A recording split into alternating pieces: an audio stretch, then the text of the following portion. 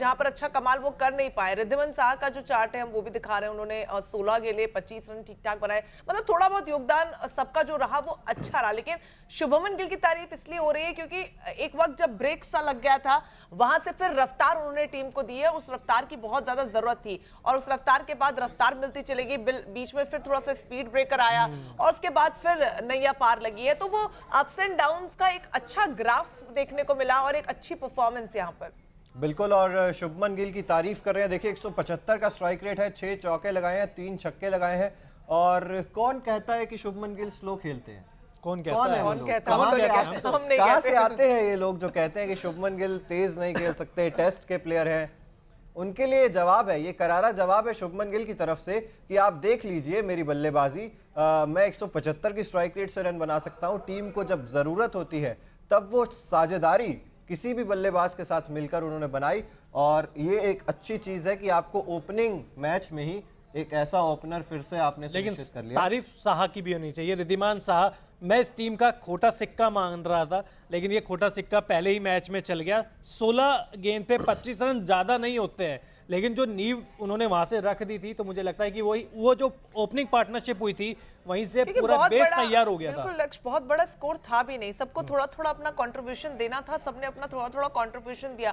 थोड़ा सा डिसअपॉइंटिंग हार्दिक पांड्या का रहा कि सिर्फ 3 रन बनाए और चले गए, लेकिन बाकी जो खिलाड़ी हैं उन्होंने अपना योगदान दिया और उस योगदान के बलबूते आज पहला ही मैच सीजन का डिफेंडिंग चैंपियन होने के नाते, जो शुरुआत में चिराग मैंने कहा ही था, एक बहुत बड़ा बोझ होता है। हार का बोझ, प्रेशर तो होता ही है, लेकिन जीत का बोझ उससे भी ज्यादा भारी होता है कि और ऊपर से जब आप चैंपियन होते हैं और आप ओपनिंग सेरेमनी में ट्रॉफी लेकर भी वहां पर पहुंचे, तो एक बहुत बड़ी जिम्मेदारी होती है जो टीम ने बखूबी यहाँ पर निभाई है। अब देखना दिलचस्प होगा कि हार्दिक पांड्या फॉर्म में मतलब कब लौट रहे हैं और आने वाले समय में उनके बल्ले से कब हम रन निकलते हुए देखेंगे। लेकिन एक टेंशन दोनों ही टीमों को हुई है, आखिरी ओवर्स में महेंद्र सिंह धोनी इंजर्ड हो गए, वो स्ट्रगल कर रहे थे, और केन विलियमसन किस तरीके से चोटिल होकर बाहर गए।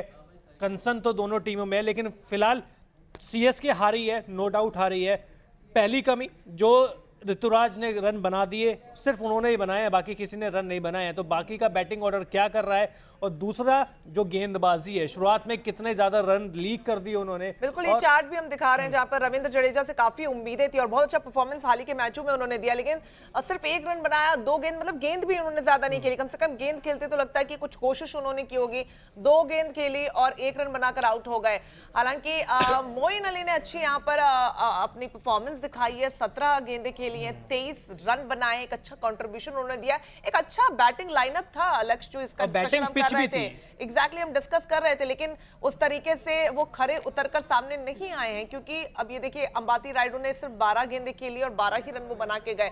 कम से कम यहाँ से डबल रन होते तो शायद थोड़ा अच्छा स्कोरबोर्ड पर स्कोर देखने को मिलता, क्योंकि उम्मीद की जा रही थी शुरुआती ओवर्स में तो कि कम से कम 200 तक तो चले ही जाएंगे, लेकिन बहुत बड़ा स्कोर दे नहीं पाए। बिल्कुल, और ये पिच भी आज का मैच देख के और आज का मैच देख के हमने मैगी एकेडमी का एक नया घोषणा की है, क्योंकि जो आ रहा था ऐसा लग रहा था कि ड्रेसिंग रूम में मैगी पक रही है कि पकाओ मैं आ रहा हूँ, पकाओ मैं आ रहा हूँ, और ऋतुराज को उस एकेडमी से बाहर कर दिया गया।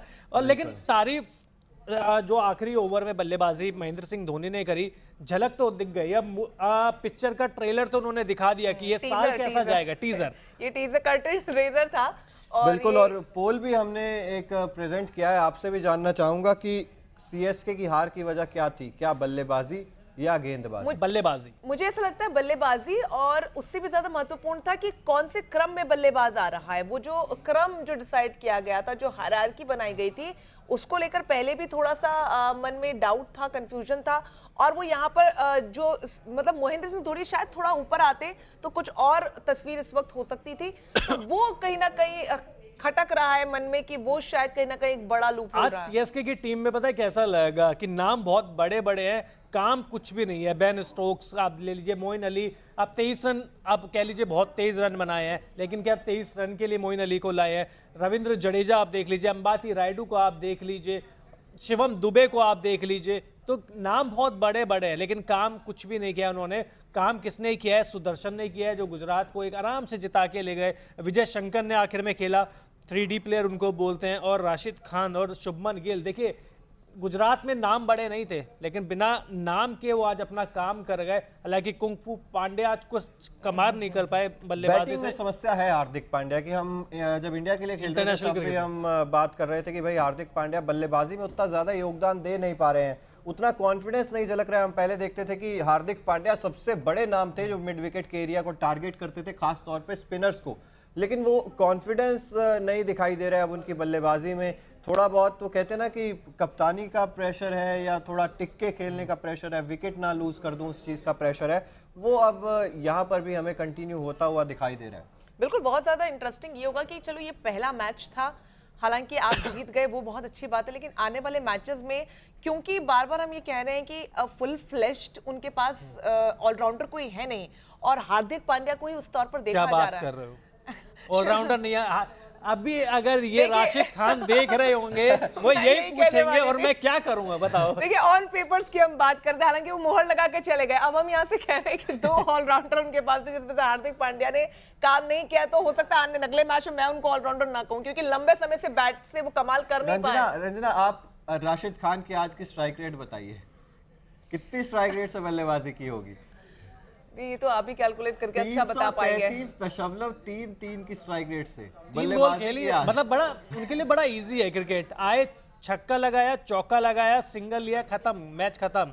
तो बड़ा इजी है क्रिकेट उनके लिए, हमारे लिए तो नहीं। गेंदबाज जब बल्लेबाज होता है तो मैं समझती हूँ कि वो शायद मैच्योर बैटिंग करने से ज्यादा बिग हिट्स मारने में भरोसा रखता है और शायद उनको उस स्पॉट के लिए बनाया भी जाता है, उस प्रारूप के लिए, उस स्वरूप के लिए तैयार भी किया जाता है। और वो बहुत खूबसूरत भी है कि आप आते हैं और आप चुनिंदा रन जो आपको चाहिए होते हैं, जैसे आज एमएसडी ने करके दिखाया, वो रन आप बनाते हैं और आप जीत जाते हैं, तो फिर उससे बढ़िया क्या होने वाला है। बिल्कुल, और वही है ना, आपने एक फिनिशर का रोल दिया है, वहां पर राहुल तेवतिया का भी वही रोल है और राशिद खान का भी वही रोल है, तो यहाँ पर आपको रोल सेट करके दिए हुए हैं। इसके अलावा आज जो कमी शायद मुझे नजर आई, हालांकि कैप्टेंसी में महेंद्र सिंह धोनी का कोई मुकाबला नहीं है, लेकिन क्या दीपक चाहर से जब 2 ओवर करवाए गए, वो रन उतने ज्यादा नहीं दिए थे शुरुआत में, क्या वहीं पे ही तीसरा ओवर करवा देना चाहिए था? क्योंकि हम देखते हैं अक्सर महेंद्र सिंह धोनी से कि 3 ओवर दीपक चाहर से पहले निकलवा लेते हैं। शायद हो सकता था, लेकिन वही वाली बात है कि महेंद्र सिंह धोनी ने मैच खत्म होने के बाद बताया कि ड्यू थी पिच पे, वो मैदान पर, उस वजह से गेंद स्विंग नहीं हो रही थी।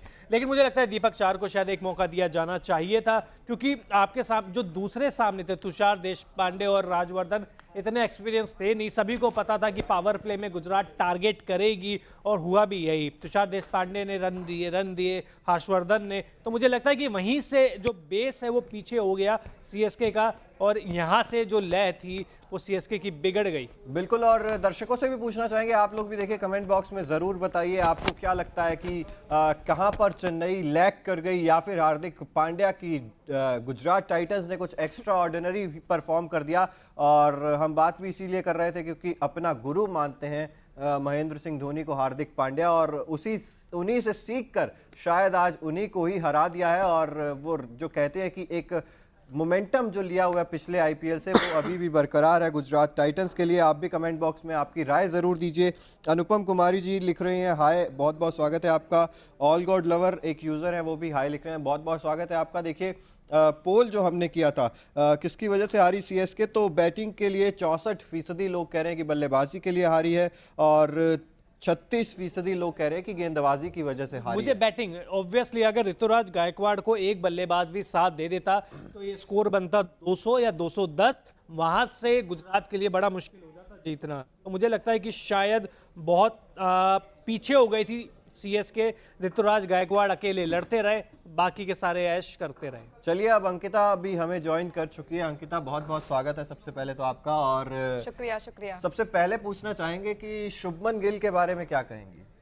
कहना क्या है, गिल ने जीत लिया दिल। बिल्कुल दिल जीत लिया और लक्ष्य सर बाजी हार गए, क्योंकि मॉर्निंग में ये कह रहे थे कि गुजरात टाइटंस हारेगी और सीएसके नहीं, मेरा आजकल चल रहा है, मेरा टाइम थोड़ा बुरा चल रहा है, जो मैं प्रेडिक्शन करता हूँ उससे उल्टा ही होता है। और मैंने उस टाइम कही भी थी कि जो आरसीबी को फिर हरवाते रहना आप हर बार। नहीं, आरसीबी मुंबई को भी हरवाते रहना, क्योंकि मेरी फेवरेट टीम है मुंबई। हाँ, जीतेगी तो आरआर ना, इसलिए आप हारते रहिए, कोई दिक्कत नहीं है। सही नहीं हो रहा, कभी तो किस्मत बदलेगी। विराट कोहली भी तो टॉस नहीं जीतते थे ना, तो एक बार किस्मत बदली।